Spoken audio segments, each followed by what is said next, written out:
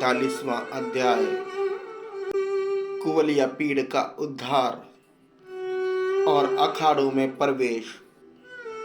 श्री सुखदेव जी कहते हैं, काम, क्रोध आदि शत्रुओं को पराजित करने वाले परीक्षित, अब श्री कृष्ण और बलराम भी स्नान आदि नित्य क्रम से निर्वृत्त हो दंगल के अनुरूप नगाड़े की ध्वनि सुनकर रंगभूमि देखने के लिए चल पड़े।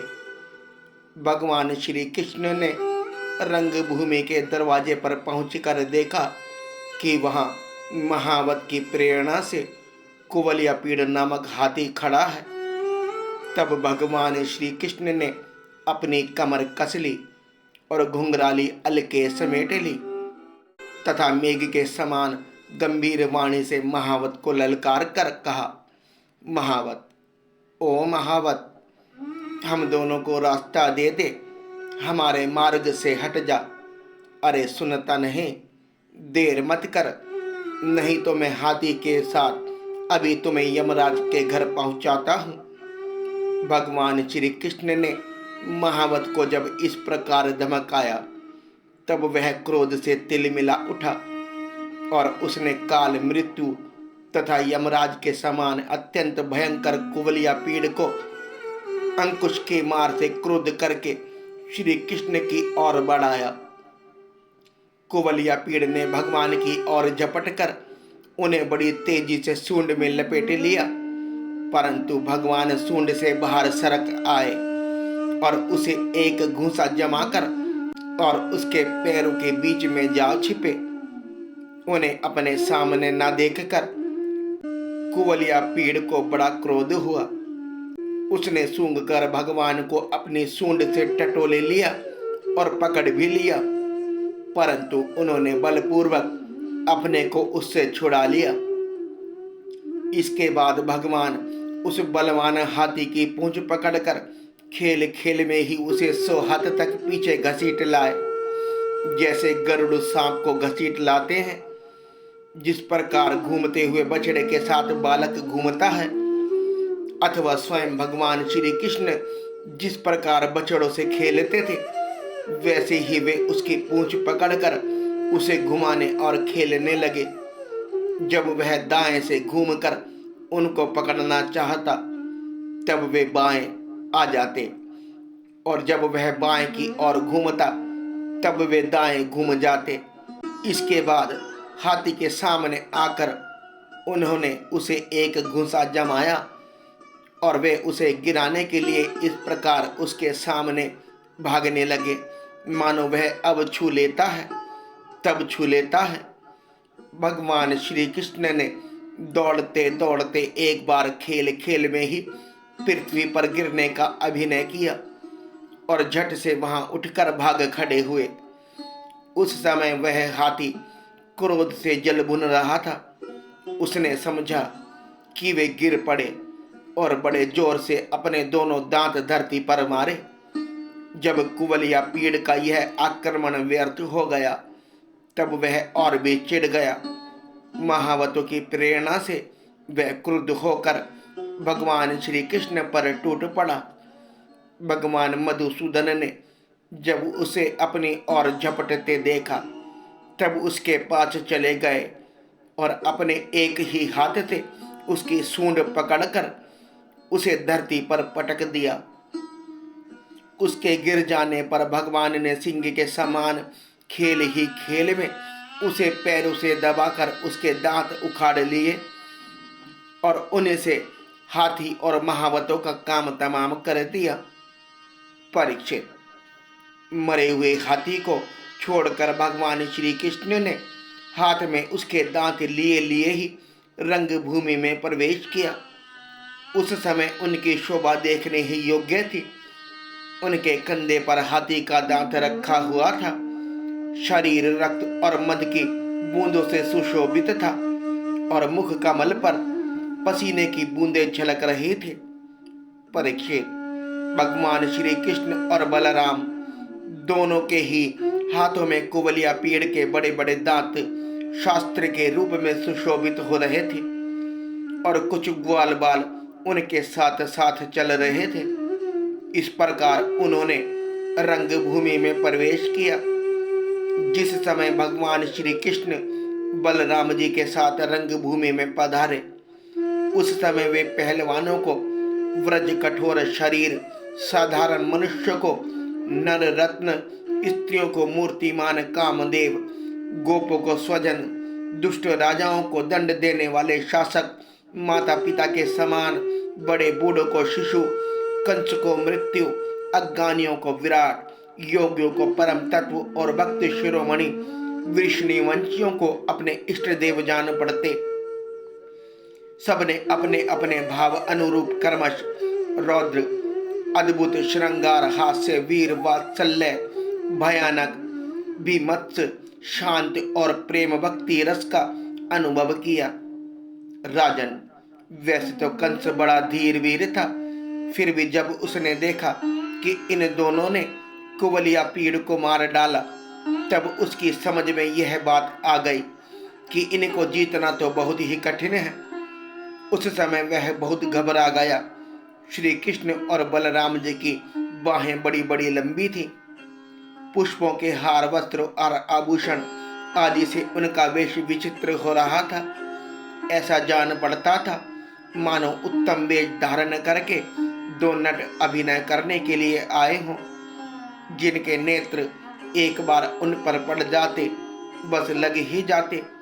यही नहीं, वे अपनी कांति से उसका मन भी चुरा लेते। इस प्रकार दोनों रंगभूमि में शोभायमान हुए। परीक्षित, मंचों पर जितने लोग बैठे थे, वे मथुरा के नागरिक और राष्ट्र के जन समुदाय पुरुषोत्तम भगवान श्री कृष्ण और बलराम जी को देखकर इतने प्रसन्न हुए कि उनके नेत्र और मुख कमल खिल उठे, उत्कंठा से भर गए। वे नेत्रों के द्वारा उनकी मुख माधुरी का पान करते करते तृप्त नहीं होते थे, मानो वे उन्हें नेत्रों से पी रहे हों, जीवा से चाट रहे हों, नासिका से सूंघ रहे हों और भुजाओं से पकड़कर हृदय से सटा रहे हों।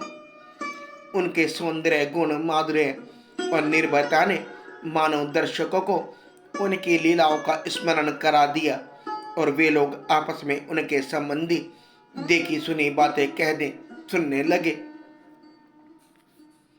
ये दोनों साक्षात भगवान नारायण के अंश हैं। इस पृथ्वी पर वसुदेव जी के घर में अवतरीण हुए हैं। अंगुली से दिखाकर ये सांवले सलोने कुमार देवकी के गर्भ से उत्पन्न हुए थे। जन्मते ही वासुदेव जी ने इन्हें गोकुल पहुंचा दिया था।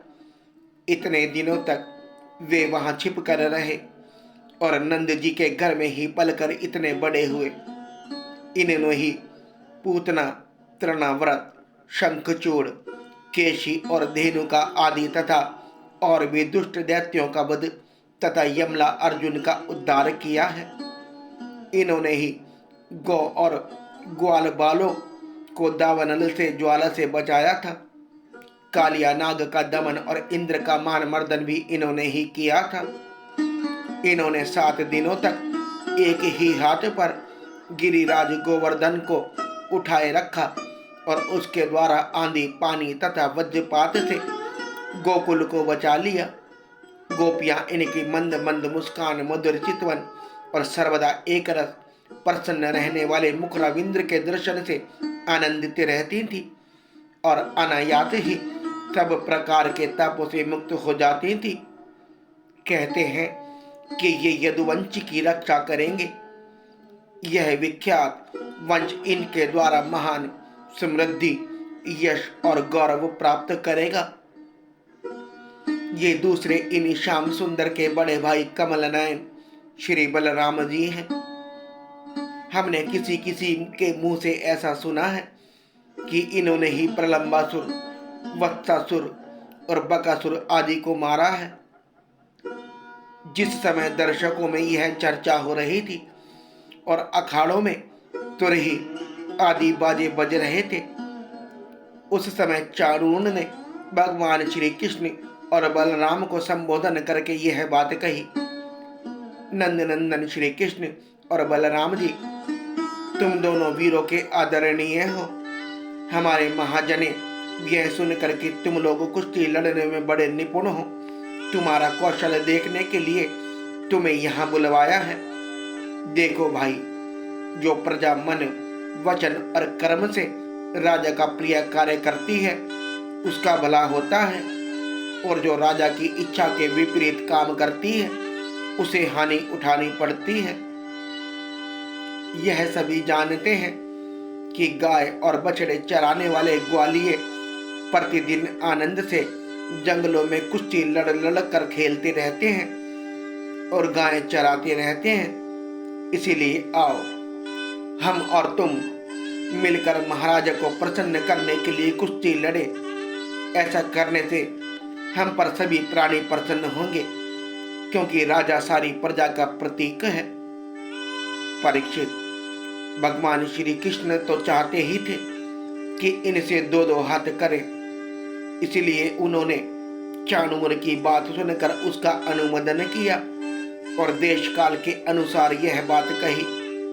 चाणूर, हम भी इन भोजराज कंस की वनवासी प्रजा हैं, हमें इनको प्रसन्न करने का प्रयत्न अवश्य करना चाहिए, इसी में हमारा कल्याण है। किंतु चाणूर, हम लोग अभी बालक हैं, इसलिए हम अपने समान बल वाले बालकों के समान ही कुश्ती लड़ने का खेल करेंगे। कुश्ती समान बल वालों के साथ ही होनी चाहिए, जिससे देखने वाले सभासदों को अन्याय के समर्थक होने का पाप ना लगे। चाणूर ने कहा, अजी, तुम और बलराम ना बालक हो और ना तो किशोर, तुम दोनों बलवानों में श्रेष्ठ हो। तुमने अभी अभी 1000 हाथियों का बल रखने वाले कुवलिया पीड़ को खेल ही खेल में मार डाला, इसलिए तुम दोनों को हम जैसे बलवानों के साथ ही लड़ना चाहिए। इससे अन्याय की कोई बात नहीं है। इसलिए श्री कृष्ण, तुम मुझ पर अपना जोर आजमाओ और बलराम के साथ मुष्टिक लड़ेगा।